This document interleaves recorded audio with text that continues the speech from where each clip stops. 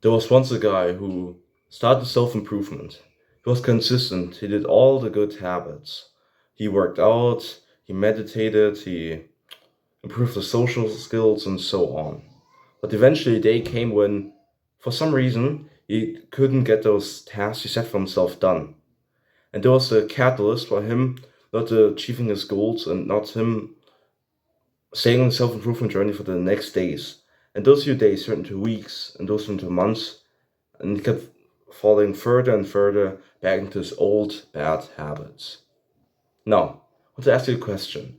How do you think that guy managed to pull him out of that rut to get back on his own self improvement journey? I'm going to answer that question for you. He did that by reminding himself of why he started his self improvement journey. He did that by looking at his goals. He did that by having friends around him who also were in their own self improvement journey and who didn't want to lag behind. He didn't want to lag behind. He didn't want to fall behind them. No, he wanted to compete with them. He wanted to be the best. Was also a reason. He compared himself to other men who were also in their own self improvement journey. He looked at them, and he also imagined the life he would have if he continued doing the bad habits. And he imagined the life he would have if he continued doing the good habits. And there's a clear distinction here. And obviously, he chose the future of the good habits. So those are a few reasons of why he managed to slip back into a self-improvement journey to get out of that rut. Now I've got an actionable step for you. I want you to make a reminder of why you should stay on your self-improvement journey. It can be a poster you hang in your room, on your walls.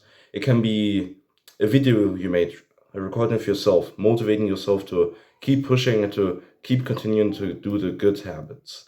It can be uh, you telling other people to remind you to stay in your self improvement journey and to not slack off.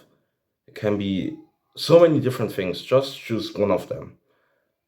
If you do that, if you have one thing can keep you on your self improvement journey that reminds you of why you even started your self improvement journey, or why you should keep pushing on, that's powerful. So don't skip this step and do it. It's going to help you a lot. At least I hope so.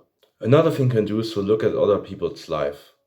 People who are quite mediocre, who don't even know the real concept of self improvement, who keep living the normal NPC lifestyle, having a 5 to 9 job or whatever, coming home from the job, watching Netflix all day, whatever, those people. Look at their lives and think to yourself, do you really want to end up like those people?